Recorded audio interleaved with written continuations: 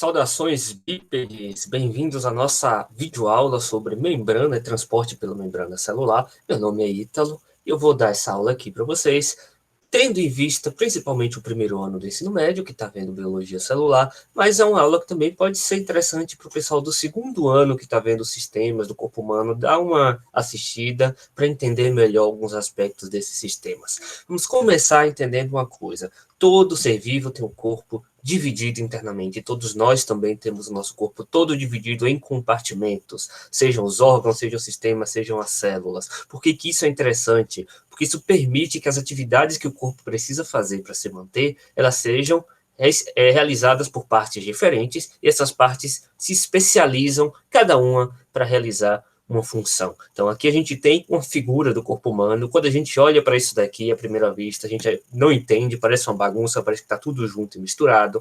Mas quando a gente começa a olhar com mais atenção, a gente percebe que não, que tudo é disseparável, tem várias partes bem determinadas, bem definidas, né? Um cérebro, costelas, um fígado, estômago, sistema urinário, e por aí vai. Então, a gente começa, então, a dividir essas partes para facilitar o nosso estudo, para tornar a coisa mais fácil de ser entendida, né? Mas, no final das contas, a gente tem que entender que, mesmo que a gente consiga fazer essa divisão didática, tudo no corpo está trabalhando em conjunto. Vamos ver um pouquinho dessa divisão desses compartimentos do nosso corpo. A gente tem, por exemplo, o nosso sistema digestório. O sistema digestório é basicamente um tubo em que a comida entra por um lado, vai percorrer esse tubo e vai ser digerida, né? Estômago, intestino, até a saída das fezes pelo ânus. Mas a comida entra por aqui, ela vai sair, no final das contas, por aqui nas formas de fezes, né? Ou pelo menos o que restar desse alimento. É um compartimento. A comida não sai desse compartimento. Outro compartimento é o sistema respiratório, que vai do nosso nariz e da nossa boca até os pulmões. O ar entra e circula por aqui e sai pelo mesmo caminho que entrou. Ele não vai sair circulando livremente pelo corpo. É um compartimento também. Outro compartimento é o sistema circulatório. Todo o nosso sangue está circulando no nosso corpo dentro desses vasos sanguíneos. Eles não saem, não tem sangue espalhado entre todas as células do corpo. Está tudo dentro dos vasos sanguíneos. Também é uma forma de compartimentação. E outro compartimento que a gente pode ver é o sistema excretor, que produz a urina, né? Então, os rins produzem a urina filtrando o sangue, e essa urina fica dentro desse compartimento, que é esse sistema, indo parar na bexiga até sair pela uretra. Então, tudo isso é compartimento. Mas tem uma coisa interessante, né? A gente sabe que o nosso sistema respiratório serve para absorver o oxigênio do ambiente e passar para o nosso sangue. Mas como é que isso acontece? Os nutrientes do alimento também, como é que vão passar para o nosso sangue? A água que a gente bebe também, por exemplo, como é que ela vai parar lá na bexiga? Já que a gente viu que entra pelo sistema digestório e é um tubo reto. A água não sai pela outra ponta da mesma forma que o resto dos alimentos, né? Ela sai por outro lugar. Como é que ela vai parar lá? A gente tem que entender, para a gente entender bem isso, a gente tem que voltar para a biologia celular, entender que todo o nosso corpo é composto por células e que tudo, no final das contas, vai passar pelas células, vai passar por dentro delas, inclusive. Então, os nutrientes que a gente extrai do nosso alimento entram na nossa corrente sanguínea através das células do intestino delgado, como está representado aqui nessa figura. O oxigênio vai entrar também pelas células do pulmão, como estão representadas aqui. Essas substâncias vão para o nosso sangue. Quando o sangue passa pelos tecidos do corpo, deixa esses nutrientes e deixa esse oxigênio nas outras células, e recolhe, no lugar disso, o gás carbônico e um monte de resíduos da atividade celular, as excretas, e quando esse sangue passa pelo rim, vai deixar essas excretas lá, e aí que vai ser feita a urina, né? A água que a gente bebe é absorvida no nosso intestino, vai para a corrente sanguínea, quando chega no rim, o rim tira uma parte dessa água da nossa corrente sanguínea, junta com as excretas que a gente já produziu, e vai mandar para a bexiga, e aí a gente faz nosso xixizinho gostoso quando acorda de manhã cedo com a bexiga cheia. Já o gás carbônico gerado pelas células do corpo inteiro vão para a corrente sanguínea e vão para o pulmão. Toda essa passagem de um sistema para o outro, do sistema respiratório, do sistema circulatório para o sangue, do sangue para todas as outras células do corpo, e das outras células do corpo de volta para o sangue, e de volta para o sistema respiratório e também para o sistema excretor, tudo isso, toda essa passagem é feita através das células. E aí, a gente tem que entender um pouquinho mais sobre membrana celular e como as substâncias conseguem passar por ela. Porque a membrana, ela é uma barreira nas células, ela age como uma barreira, mas ela é uma barreira seletiva.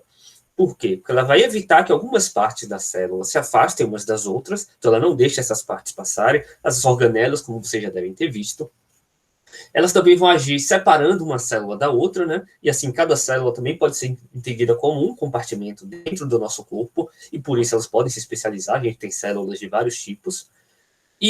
Mas elas permitem a passagem dessas substâncias, né? Porque a célula precisa trocar substâncias com o meio, a célula precisa absorver nutrientes para recompor suas partes, a célula precisa de oxigênio para fazer a sua respiração celular, extrair energia dos alimentos, mas a célula também precisa botar para fora os restos dessa sua atividade celular. Então a membrana vai permitir a passagem de algumas substâncias, mas não de outras. Temos aqui então uma imagem de uma membrana plasmática em microscopia eletrônica, são das melhores imagens que a gente tem hoje. A gente simplesmente vê esse fiozinho, né? A gente não consegue ver todos os detalhes da membrana usando só microscopia, mas para facilitar o nosso estudo, a gente trabalha então com esquemas, né, desenhos esquemáticos, que são modelos, são representações didáticas da membrana. Não quer dizer que a membrana é exatamente assim, quer dizer que isso aqui ajuda a gente o suficiente para essa membrana. Então, todas as cores aqui, por exemplo, são cores fantasia, elas não quer dizer que tudo que está aqui é exatamente dessa cor, elas são escolhidas de forma só para facilitar a visualização, né, sempre muito contraste, e por aí vai. Não quer dizer que o tamanho das coisas é exatamente esse, essa proporção também é fantasiosa até certo ponto, né, só para facilitar a gente entender. Não é perfeito, não representa perfeitamente, mas ajuda a gente bem o suficiente para a gente entender como funciona a membrana e como é que funciona o transporte através dela. Primeira coisa que a gente tem que entender, a gente fala muito que a membrana seleciona as substâncias, mas não é que ela faz essa seleção de forma consciente, planejada, porque não é uma membrana, não tem cérebro, não tem consciência, é incapaz de pensar, é incapaz de fazer um plano, né? É incapaz de tomar decisões. Tudo que acontece nessa escala dos sistemas biológicos depende de interação entre moléculas. Então a gente tem que entender como essas interações acontecem, a gente tem que entender as leis da física e da química que estão atuando aqui, para a gente conseguir entender exatamente como a membrana funciona. Isso não quer dizer que só é necessário entender leis da física e da química. Tem várias ideias que são exclusivas da biologia, que a gente também precisa saber para entender bem como funciona a membrana. Mas o que eu quero chamar a atenção aqui é que tem algumas coisas que são física e química pura, e a gente não pode perder isso de vista. Vamos começar entendendo, então, do que é feita a membrana. O principal componente da membrana é um tipo de molécula conhecida como fosfolipídio. Tem aqui uma representação dele, que geralmente, para facilitar os estudos, a gente diz que ele tem uma cabeça e uma cauda, sendo que essa cabeça é polar, ela é uma característica química dela, é uma região polar da molécula, e a cauda dupla é uma região apolar. E o que é interessante é, as cabeças polares, elas interagem bem com a água, elas são atraídas pelas moléculas de água. Já as caudas apolares não são. Elas não são atraídas pelas moléculas de água, mas elas se atraem entre si. E essa coisa de polar e apolar vai ser bem útil para a gente. Eu já vou deixando o alerta aí para os químicos de plantão, que eu sei, é uma simplificação, não é perfeita, mas ajuda. Ajuda a gente a entender aqui. Só precisamos disso. Não precisa ser tudo perfeito. Só precisa ser funcional. É assim que funciona o ensino. Mas o que é interessante sobre essas moléculas? Elas se auto-organizam. Quando você coloca vários fosfolipídios na água, as caudas vão se atrair espontaneamente. Ninguém precisa mandar, ninguém precisa dizer. Pura física e pura química. Elas se atraem e elas vão formar alguns tipos de estruturas. A que interessa para a gente são essas vesículas aqui. Então a gente percebe aqui que tem duas camadas de fosfolipídio, uma dentro, uma fora. E aqui a gente tem um espaço em que ficou preso algum tipo de líquido que pode abrigar algumas substâncias. Isso, em resumo, de maneira muito simplificada, isso aqui é o plano básico de uma célula. Uma membrana formada por fosfolipídios que se auto-organizaram. Então, quando eles se auto-organizam em uma camada dupla, que é o que interessa a gente aqui, eles fazem isso daqui. As caudas todas juntinhas, uma junto da outra, se atraindo, e a água fica toda de fora. Então, a água interage aqui com as cabeças na parte de fora e na parte de dentro da vesícula, mas a água não vai interagir com as caudas, porque elas estão atraídas umas pelas outras. Por isso que toda célula precisa estar imersa em água para continuar existindo, porque a membrana só se auto-organiza dessa forma em água. Ela não vai se organizar dessa forma se você tirar do meio aquoso. A gente tem que lembrar que toda água tem substâncias dissolvidas, que é o que vai interessar para a gente daqui para frente. Então, isso daqui é o que forma a matriz da membrana, a coisa mais básica da membrana é isso daqui, onde outras coisas vão estar inseridas, a gente vai ver daqui a pouquinho. E o interessante é que ela é fluida, né? Ela se movimenta, mas ela não se desmancha porque as caudas estão sempre se atraindo. E aí, uma das outras coisas que vai ter também entre esses fosfolipídios é uma moléculazinha bem famosa, conhecida como colesterol, todo mundo já ouviu falar. A gente precisa de colesterol na nossa dieta, não tanto, mas a gente precisa de uma certa quantidade. E ele vai justamente dar uma certa liga e vai evitar que essa membrana fique fluida demais, vai permitir que as coisas que estão aqui na membrana, que a gente vai ver daqui a pouquinho, fiquem em posições relativamente constantes, né? Que não saiam se movimentando loucamente por aí e deixem de executar suas funções. Mas o que é interessante? Para a gente entender como substâncias passam pela membrana, a gente tem que entender justamente as características físicas e químicas dessas coisas, né? Tem uma grande quantidade de substâncias que vão passar direto pela matriz da membrana, ou para dentro ou para fora da célula. Então, são moléculas pequenas que são apolares. Então, moléculas apolares interagem com moléculas apolares, moléculas polares interagem com moléculas polares, simplificando bastante. Então, para uma substância conseguir passar pela camada, ela tem que ser apolar para que ela possa passar por entre as caudas dos fosfolipídios. Então, pequenas moléculas apolares conseguem passar, muitos íons, como sódio, potássio, cálcio, hidrogênio, conseguem passar, e gases, como o gás oxigênio e o gás carbônico, também conseguem passar pela membrana. Então, é assim que as células do nosso pulmão conseguem dar oxigênio para o nosso sangue, né? O gás oxigênio passa pela membrana das células do pulmão e depois passam pela membrana das células do vaso sanguíneo e consegue atingir o nosso sangue. E o gás carbônico faz o caminho contrário. Só que tem moléculas polares que as células precisam, tem moléculas apolares de grande tamanho, elas não conseguem passar por entre os fosfolipídios, eles vão passar por proteínas que estão imersas aqui na nossa matriz de fosfolipídios, que são geralmente conhecidas como proteínas de canal ou porinas. As proteínas nesse nosso esquema aqui estão em azul, os fosfolipídios em amarelo. Então, ó, tem essas proteínas que varam a bicamada lipídica e elas permitem a passagem dessas substâncias. E o tamanho da substância que vai passar é limitado, o tamanho da molécula que vai passar é limitado pelo tamanho da abertura da proteína, né? Então, temos aqui uma representação, a nossa camada de fosfolipídios, a nossa proteína de canal e as substâncias passando livremente por essa proteína. O que é interessante a gente saber daqui de física e de química? As moléculas, elas não sabem para onde elas devem ir, elas não tomam decisões conscientes também, né? Elas simplesmente vão do lugar onde elas estão em maior concentração para o lugar onde elas estão em menor concentração.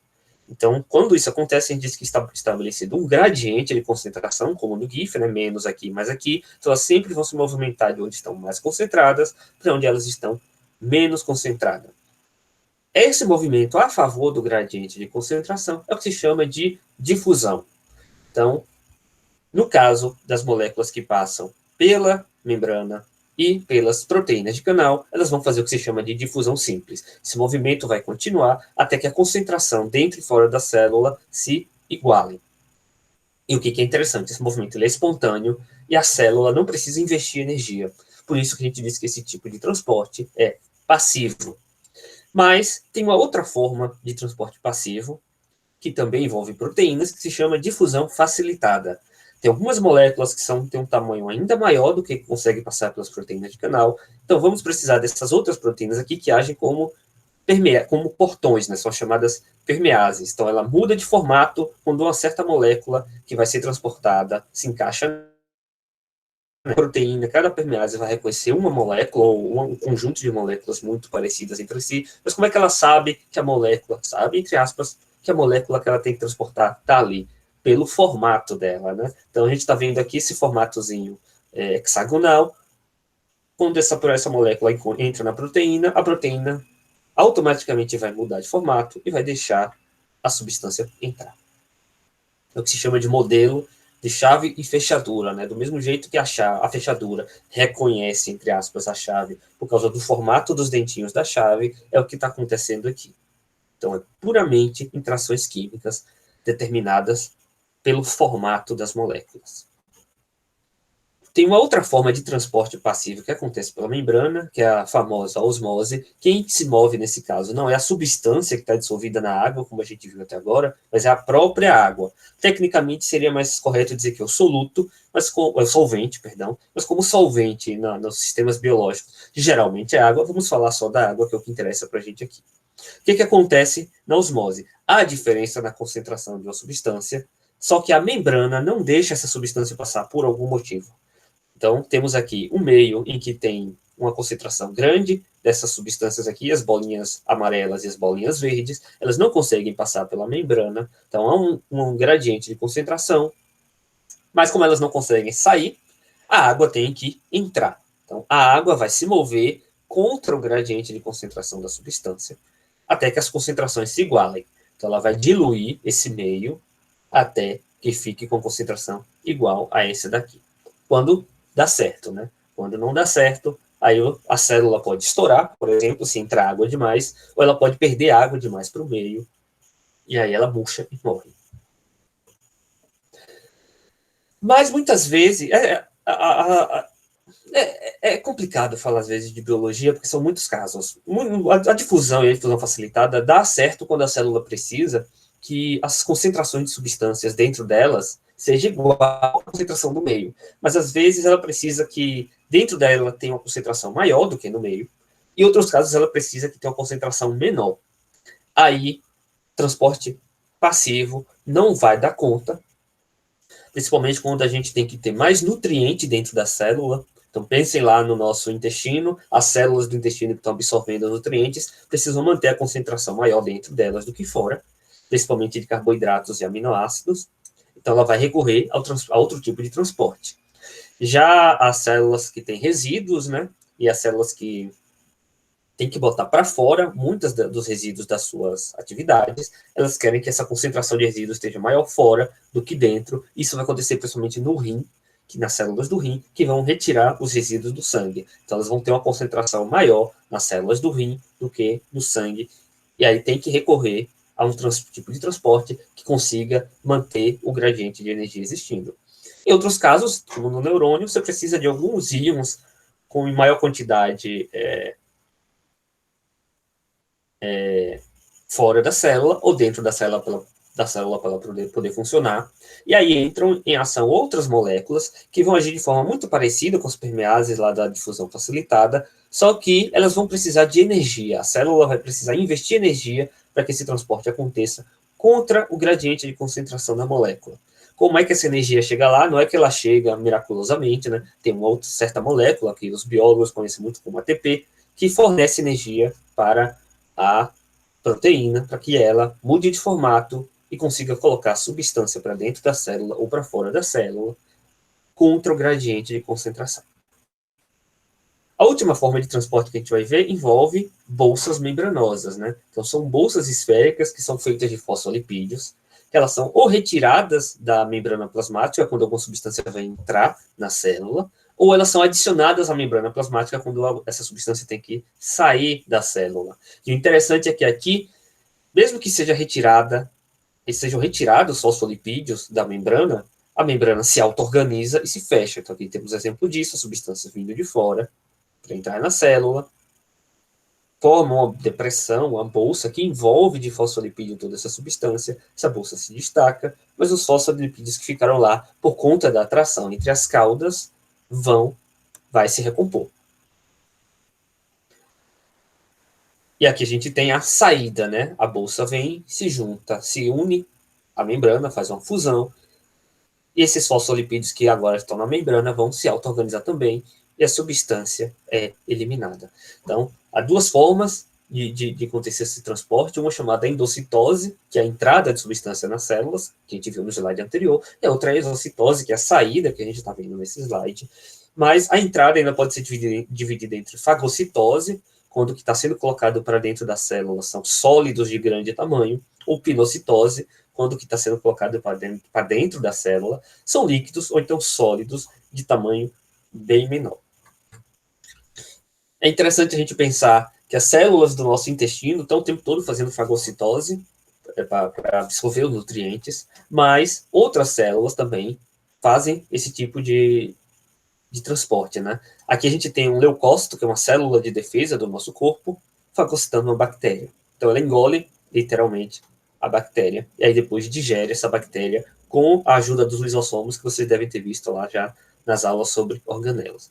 Mas vários tipos de bactérias também vão fazer essa fagocitose para conseguir se alimentar de outros organismos.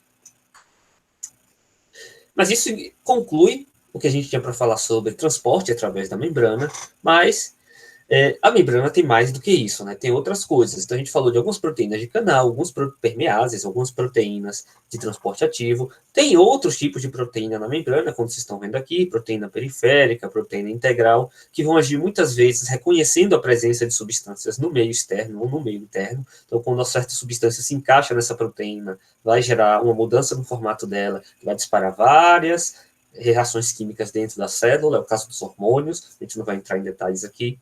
Mas a gente também tem carboidratos compondo a membrana, principalmente aqui, ligados a proteínas ou ligados a lipídios, né? Então eles fazem parte também, vão compor principalmente o que se chama de glicocálice, é toda uma camada de carboidratos que vai ser uma segunda camada além da membrana, que vai envolver toda a célula, e que ele vai ter como função principal ajudar no reconhecimento de coisas que estão no meio externo. Reconhecer células invasoras, como bactérias, reconhecer moléculas, como hormônios, reconhecer enzimas, reconhecer anticorpos também, no nosso sistema imunológico, reconhecer vírus, reconhecer, inclusive, outras células. Como acontece esse reconhecimento, não é porque o glicocálice tem uma certa forma de consciência, é simplesmente que esses carboidratos têm formatos específicos e eles se encaixam em outros carboidratos que tenham o formato complementar ao deles. Então, é assim que ocorre reconhecimento entre células.